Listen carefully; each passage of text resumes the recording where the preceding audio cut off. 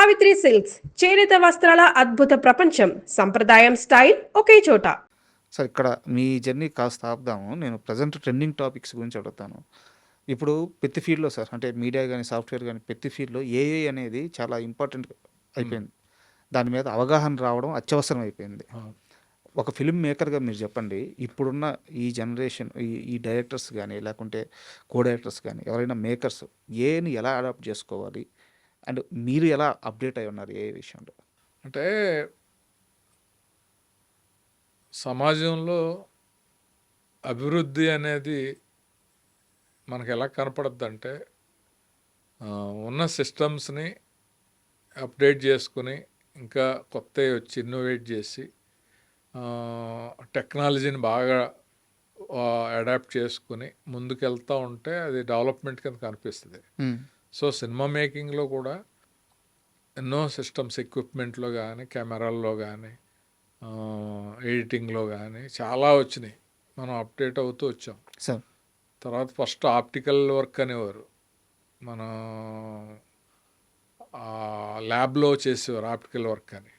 దాని తర్వాత గ్రాఫిక్స్ అని వచ్చినాయి, తర్వాత విఎఫ్ఎక్స్, ఇలాగా వీటిలో అడ్వాన్స్డ్ టెక్నాలజీ అనేది ఏఐ. సార్ నా ఉద్దేశం దాన్ని మిస్యూజ్ చేయకుండా పర్ఫెక్ట్గా యూజ్ చేసుకుంటే అద్భుతాలు సృష్టించవచ్చు. భవిష్యత్తులో అది ఏ రేంజ్కి వెళ్తుందంటే యాక్టర్సే లేకుండా మనం సినిమా తీసేయచ్చు అనే రేంజ్లో ఉంటుంది. అవునా? దానికి ఉదాహరణ నేను చెప్తాను. రీసెంట్గా తెలంగాణ కాంట్రాక్టర్స్ క్లబ్లో బ్రహ్మానందం గారిని, దాంట్లో నేను cultural committee chairman, sir Brahmanandam గారిని సన్మానిద్దామని చెప్పి అని అంటే ఇన్వైట్ చేయడానికి వెళ్ళాం. ఆయన నిజంగా నా మీద ప్రేమతో నేను వస్తాను అని చెప్పి వచ్చాడు. ఆయన ఒప్పుకున్న కాడి నుంచి రావడానికి మధ్యలో ఆయన చాలా హ్యాపీ చేయాలి. సన్మానం అనగానే ఉంది, షాల్వాలు కామను, దండలు కామను, గజమాలు వేస్తారు, ఏదో మైక్ దగ్గర పొగుడుతారు, ఏదో ఏవి కట్ చేస్తారు. అవన్నీ ఇవన్నీ చూసి పెద్ద ఆయన ఏం ఇంప్రెస్ అవుతాడు అనే యాంగిల్లో ఆలోచించి కొత్తగా చేయాలి అని చెప్పేసి తపన పడి ఒక థాట్ వస్తే ఆ థాట్ని బేస్ చేసుకుని, ఆ థాట్ ఏంటంటే స్వర్గంలో ఉన్న కమెడియన్స్ అందరూ కూడా బ్రహ్మానందం గారిని పొగుడుతూ ఆశీస్సులు ఇస్తూ విషెస్, ఉగాది శుభాకాంక్షలు చెప్పి చేస్తే అక్కడున్న జంజాల్ గారు, నాకు చాలా గర్వంగా ఉందయ్యా, పాత హాస్యనటులు అందరూ కూడా నిన్ను మెచ్చుకుంటుంటే ప్రౌడ్ ఆఫ్ యూ అని చెప్పి వాళ్ళ ఆశీస్సులు గులాబీ రేకుల్లాగానో అక్షంతలాగో పైనుంచి వేస్తూ ఉంటే బ్రహ్మానందం గారి మీద పడి ఆయన దండం పెట్టుకుంటే బాగుంటుంది అనే ఐడియా వచ్చింది. వింటుంటేనే గూస్బంప్స్ వస్తున్నాయి సార్. అది చేశాను నేను ప్రాక్టికల్గా. ఏఐలో చేస్తే ఆ సన్మానంలో ఆయన కళ్ళ నీళ్ళు పెట్టుకుని, కాశీ నీ కష్టం కనపడుతుంది, నా మీద ఉన్న నీకు ఇష్టం కనపడుతుంది, అంత బాగా చేసావయ్యా, ఎన్నో సన్మానాలు చూశాను కానీ ఈ సన్మానంలో నేను చాలా పొందిన తృప్తి చాలా ఉందని చెప్పి ఆ రోజు చెప్పాడు. ఆ మర్నాడు ఒక అరగంట మాట్లాడి నాకు ఫోన్ చేసి చెప్పాడు. అది యూట్యూబ్లో ఉంది, ఎవరైనా చూడొచ్చు. అంటే కాశీ విశ్వనాథ్ బ్రహ్మానందం గారిని విష్ చేయడానికి కోరిక మేరకు వచ్చిన సెలబ్రిటీస్ అని ఉంటుంది. అంటే ఎట్లాగో టాపిక్ వచ్చింది కాబట్టి నేను కంటిన్యూ చేస్తున్నాను సార్. ఇన్ని సంవత్సరాల నుంచి ఇండస్ట్రీలో ఉన్నారు.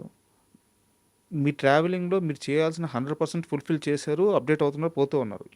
ఇంత అప్డేట్ అవుతున్నారు కదా మీరు, నేను ఓపెన్గా అడుగుతున్నాను. ఇప్పుడు వస్తున్న యంగ్ డైరెక్టర్స్లో అద్భుతాలు చేసేవాళ్ళు కొంతమంది ఉన్నారు. బట్ చాలామందికి ఆల్ ఆఫ్ సడన్గా ఛాన్స్ వస్తుంది, ఫిలిం మేకింగ్ మీద పట్టు దొరకట్లేదు, సగం సినిమా అయిపోయిన తర్వాత సినిమా ఆగిపోతుంది. అంటే రోజు ప్రెస్ మీట్లకు వెళ్తా చూస్తున్నాను, నాకు తెలిసి మీరు చూస్తుంటారు. ఇలా ఛాన్స్ వచ్చేసిందని చెప్పి స్కిల్ లేకుండా సినిమా స్టార్ట్ చేసే డైరెక్టర్లో ఉన్నారు. సో ఈ ఫిల్టర్ ఎలా జరగాలి, గుడ్ బ్యాడ్, ఈ ఫిల్టర్ ఎలా జరగాలంటారు? అంతకుముందు మీరు చెప్పినట్టు మీరు 15 ఏళ్ళు 10 ఏళ్ళు చేసేవాళ్ళు, ఇంక ఫిల్టర్ అదే, ఆ ప్రాసెస్సే ఫిల్టర్. బట్ ఇప్పుడు ఆ ఫిల్టర్ లేకుండా పోయింది. అంటే ఏం లేదు, డబ్బు ఉంటే ఎవరైనా సినిమా తీసేయచ్చు. నేనే డైరెక్టర్, నేనే మ్యూజిక్ డైరెక్టర్, నా టేస్ట్ ప్రకారం నేనే ఎడిటర్ అనే పేర్లు వేసేసుకుని చేసేసే అవకాశం ఉంది. ఇక్కడ డబ్బే ఉండాలి. డబ్బన్నా ఉండాలి, లేకపోతే ఒక డబ్బున్నవాడు ఇతని మాటలకు పడిపోయన్నా ఉండాలి. ఉమ్, ఈ రెండిట్ల వల్లే అవగాహన లేని డైరెక్టర్స్ తోటి సినిమాలు వస్తున్నాయి. ఫెయిల్యూర్ రేట్ కూడా పెరుగుతుంది. కరెక్ట్. ఇప్పుడు డైరెక్టర్ అంటే ఎవరు? ఒక అల్లుళ్ళు అంటాడు. ఉమ్, సబ్జెక్ట్ కూతురు లాంటిది నిర్మాతకి. కూతురు జీవితం బాగుండాలన్నా, తన జీవితం బాగుండాలన్నా అల్లుడిని సెలెక్ట్ చేసుకునేటప్పుడు సరైనోడిని సెలెక్ట్ చేసుకుంటే ఉమ్, ప్రాజెక్టు సరైన విధానంలో వెళ్తుంది. ఒక రాంగ్ పర్సన్, అవగాహన లేని పర్సన్ చేసుకుంటే బడ్జెట్ పెరిగిపోద్ది, సినిమా ఆడదు, తీసేసిన సినిమాని చూసి ఏముంది దీంట్లో, అసలు ఫీల్ అవటానికి ఏమీ లేదు, ఇన్వాల్వ్మెంట్ లేదు, ఇలాంటివన్నీ వస్తాయి. సార్. సో అందువల్ల ఏంటంటే ప్రొడ్యూసర్సు అంటే చాలామంది స్మార్ట్గా బిహేవ్ చేస్తున్నారు. కొత్త ప్రొడ్యూసర్సు మాటల్లో పడిపోతున్నారు. ఒకటి మా వాక్చాతుర్యానికి పడుతున్నారు, రెండు వాళ్ళు చీటింగ్కి పడుతున్నారు. ఉమ్, ఏమండి 50 లక్షల్లో సినిమా తీసేస్తాను మీకు, నిర్మాత ప్రెస్ మీట్లు పేర్లు అన్నీ వచ్చేస్తాయంటే అతను ఏ రియల్ ఎస్టేట్లోనూ ఒక 5 కోట్లు 10 కోట్లు సంపాదిస్తే 50 లక్షలే కదా అని దిగుతాడు. ఉమ్, అది షెడ్యూల్ అయ్యే మధ్యలోనే అయిపోద్ది. అతను అప్పటికి ఊరంతా ప్రెస్ మీట్లు పెట్టి నేను నిర్మాతనే సినిమా తీస్తున్నానని అడావుడిగా చెప్పుకుని ఉంటాడు. మళ్ళీ పరువు తక్కువ అని చెప్పి ఇంకొక 50 లక్షలు, ఇంకొక 50, అలాగే 7-8 కోట్లు అయిన సందర్భాలు కూడా ఉన్నాయి. అయిపోయింది జీవితం. అయిపోయింది. డైరెక్టర్కి ఆ ప్రాసెస్లో మెయింటెనెన్స్ అంతా బాగుద్ది, ప్రొడ్యూసర్కి మొత్తం బాగుద్ది. మెయింటెనెన్స్ కూడా లేకుండా పోద్ది. అంతే కదా. అయితే నాకు తెలిసిన రియల్ టైం ఎక్స్పీరియన్స్ చెప్తాను.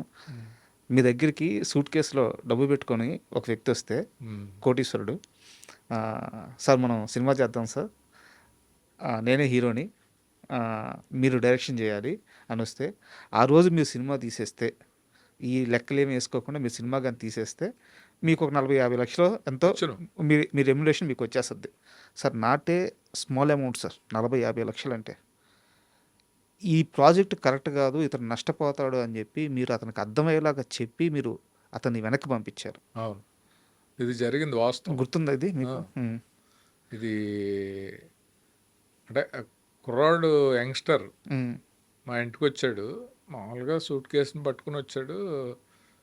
ఎవరో ఏదో మెడికల్ రిప్రజెంటేటివ్ లా అని అనుకుంటే, ఎవరు బాబు నువ్వు అంటే, సినిమా తీయటానికి వచ్చానండి.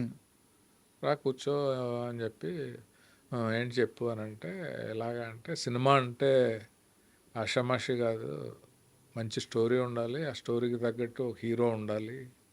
లేదండి నేనే హీరోనండి, నేనే హీరోని, ఇదిగో 10 లక్షలు తెచ్చాను మీకు ఇస్తున్నాను అడ్వాన్స్, మీరు సినిమా చేసి పెట్టాలి నాకు, మీ గురించి బాగా విన్నాను నేను అన్నాడు. అంటే నేను నీ సినిమా తీయటం అనేది నీకు ప్రాఫిట్ రావాలి కదా, నువ్వు పెట్టిన డబ్బులు వెనక్కి రావాలి కదా, నీకు పేరు రావాలి కదా, నువ్వు హీరోగా అయితే అన్నీ రావు. ఓ మంచి హీరోని పెట్టి, నీకు ఓ మంచి క్యారెక్టర్ని పెట్టి మనం కట్ చేసి సినిమా చేద్దాం. తొందరపడి మొదలెట్టేయటం అనేది నా వల్ల అవ్వదు. నీ డబ్బుని చూసి నేను ఏదో నిన్ను ట్రాప్ చేసి చేస్తానని అనే టైప్ కూడా కాదు నేను. దీనికి ఒప్పుకుంటే నేను అడ్వాన్స్ తీసుకుంటాను, లేదంటే నీ డబ్బులు నువ్వు పట్టుకెళ్ళిపో. లేదండి ఎల్లుండే మొదలెట్టేయాలి, నేనే హీరో అన్నాడు. తీసుకెళ్ళిపో నీ డబ్బులు అని. ఇతను అంత అనుకున్నాడు, కానీ అంత ఈజీగా ఎవరు దొరుకుతారు అని అంటే ఒకడు దొరికాడు. నేను ఆ రోజు సురేష్ ప్రొడక్షన్స్కి ఏదో పని ఉంటే పరిగెట్టుకుంటూ వచ్చాడు. సార్ మొదలెట్టేసామండి, ఇక్కడే షూటింగ్ జరుగుతుంది. ఓ వెరీ గుడ్ అని. అది డిజాస్టర్ అయింది. తర్వాత వచ్చి